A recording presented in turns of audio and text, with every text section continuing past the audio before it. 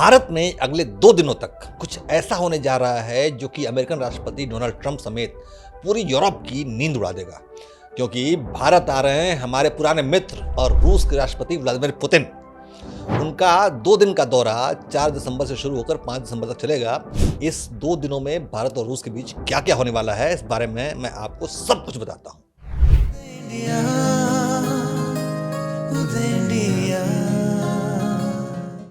नमस्कार, उदय India digital में स्वागत है आपका। मैं हूं अंशुमान आनंद। रूसी राष्ट्रपति व्लादिमीर पुतिन 4 से 5 दिसंबर को भारत के दौरे पर रहेंगे और पीएम मोदी के साथ उनकी 23वीं द्विपक्षीय शिखर बैठक होगी। साल 2022 में यूक्रेन पर रूस की सैन्य कार्रवाई शुरू होने के बाद पुतिन की ये पहली भारत यात्रा है। राष्ट्रपति पुतिन के इस दौरे को देखते हुए सुरक्षा की कड़ी व्यवस्था की गई है। इसकी वजह से हमारी राजधानी दिल्ली 2 दिनों तक दुनिया की सबसे सुरक्षित राजधानियों में से एक हो जाएगी।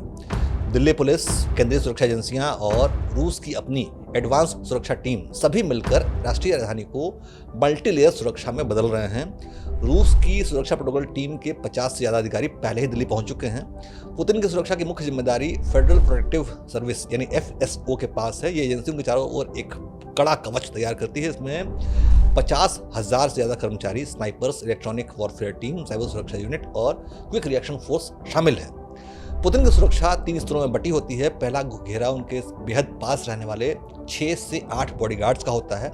दूसरा घेरा 25 से 40 कमांडोज का इनर रिंग है और तीसरा घेरा 100 से 150 सिपाहियों का बाहरी रिंग होता है। पुतिन की ऑरस सीनेट लिमो दुनिया की सबसे सुरक्षित गाड़ियों में से एक मानी जाती है। ये 6 टन की bullet proof car gas, chemical attack और बम धमाकों से सुरक्षित होती है। इसके अंदर ऑक्सीजन सपोर्ट और मेडिकल किट लगातार उपलब्ध रहती है।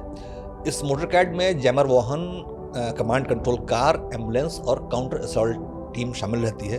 पुतिन जब भी विदेश यात्रा पर जाते हैं तो पहले से उनकी टीम उनके रहने की जगह यानी होटल और कार्यक्रम स्थल की पूरी सुरक्षा कर देती है। होटल की पूरी मंजिल FSO, रूसी एजेंसी FSO है, उसके नियंत्रण में आ जाती है। कमरे और किचन पूरी तरह से जांचे जाते हैं। पुतिन का खाने जो है उसको 3 स्तरों पर टेस्ट किया जाता है। पुतिन कभी भी बाहर खाना नहीं खाते हैं। स्नाइपर और काउंटर असॉल्ट टीमें ऊंची इमारतों और छतों पर तैनात रहती हैं। उनके साथ हमेशा मेडिकल टीम और 3 अस्पताल अलर्ट पर रहते हैं। पुतिन का भारत दौरा बहुत ही खास समय पर हो रहा है, जब भारत और रूस के बीच रणनीतिक साझेदारी के 25 वर्ष पूरे हो रहे हैं। पुतिन का भारत दौरे का कार्यक्रम कुछ इस प्रकार रहेगा। पुतिन 4 दिसंबर की शाम दिल्ली पहुंचेंगे, जहां पीएम नरेंद्र मोदी उनके सम्मान में 7 लोक कल्याण मार्ग पर शाम को 7 बजे एक निजी रात्रि भोज की मेजबानी करेंगे।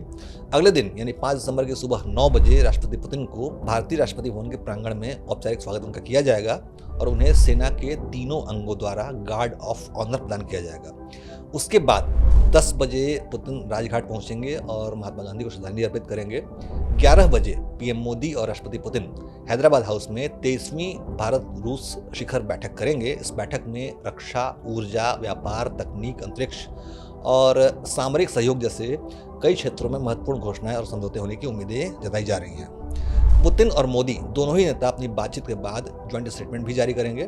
शाम को 4 बजे मोदी और पुतिन भारत रूस बिजनेस फोरम को भी संबोधित करेंगे, जहां द्विपक्षीय व्यापार को नई दिशा देने पर उनका फोकस रहेगा।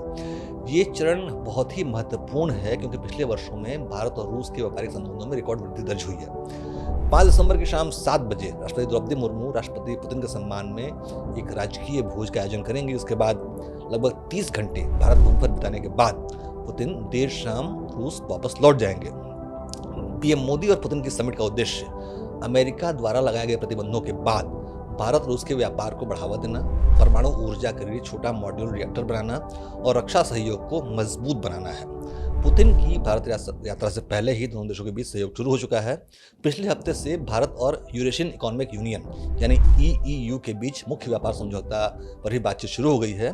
EEU में रूस समेत 5 देश शामिल हैं, जिनसे टैरिफ कम करने और व्यापार में मौजूदा बाधाओं को हटाने पर बात चल रही है। पुतिन की ये भारत यात्रा दिखाती है कि पुरानी दोस्ती ही आखिरकार भरोसेमंद साबित होती है। जय हिंद, जय भारत।